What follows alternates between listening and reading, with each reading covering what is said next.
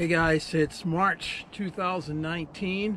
I'm here in Massachusetts today. I'm at a abandoned quarry not too far from my house. Today is like 40 degrees and it's the warmest day we've had in a while. It was 4 months ago that I put the bike away, back at the end of October. Now it's mid-March. It's actually St. Patrick's Day.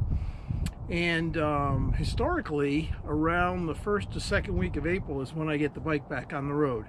So that's not too far off. It's getting real close. So I started this channel about a year ago, thinking I would have 2 subscribers, just my 2 sons who lived out of state. But I ended up a year later, as of today, with 156 people who have actually touched that subscribe button, which is very surprising.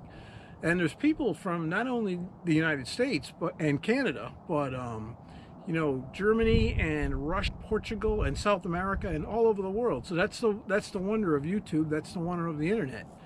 I'm grateful for those people who subscribe. Many have left comments. Most of them I've gone back to their channels, and if they post any kind of motorcycle travel videos, I subscribe to those as well. So that's been fun and interesting to do over the winter. So to help improve the channel this year, I've done a couple of things. I went out and bought this GoPro Hero 7 Black camera, which has built-in stabilization. When I went back and looked at some of my videos from last year, whenever the camera is mounted to the bike or whenever you're trying to walk with it, you get a lot of that bobbing up and down or movement. This camera has the built-in stabilization, which I think is going to go a long way towards fixing that and making the videos look better.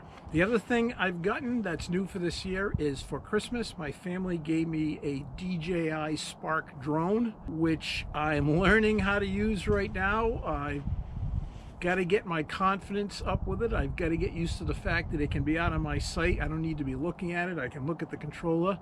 I intended to bring it today, but it's really windy and I'm kind of afraid of the wind with it right now. This area has actually high tension wires running through it, and I definitely don't want to get the thing tangled up with that. But I'll learn how to use it, I'll get better at it, and I think we'll have some great drone shots of the rides this summer. And that thing has a mark and track where you can put it up so high, mark yourself on the control, and then it'll track you, it'll follow you. The battery is good for like 15 minutes in it, so it's not one of those things where you can go for miles and miles and miles, but certainly you can get some interesting coming and going shots. You know, when you get to some cool places where there's some expansive sky and you're not going to run into anything. So we'll try that. That'll be fun. Last year was really a year learning how to use the camera. You know, I started out with a GoPro Session 4. When I got it, I pretty much knew how to turn it on and turn it off, and that was it.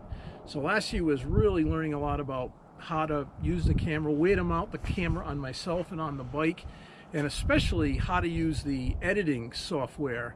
I use the Adobe Premiere Pro, which is really for professional editors, and I've watched, you know, hundreds of hours of YouTube videos on how to use it, and I've gotten much better at it, and I probably know about 10% of how to use the tool, but I really want it just good enough to capture the video, come up with something that's not too long, hopefully interesting, I can put up on YouTube, and other people like me who ride can watch them and get some enjoyment out of them. So once again, thanks for watching. Let's have a great year, and thank you for coming along for the ride.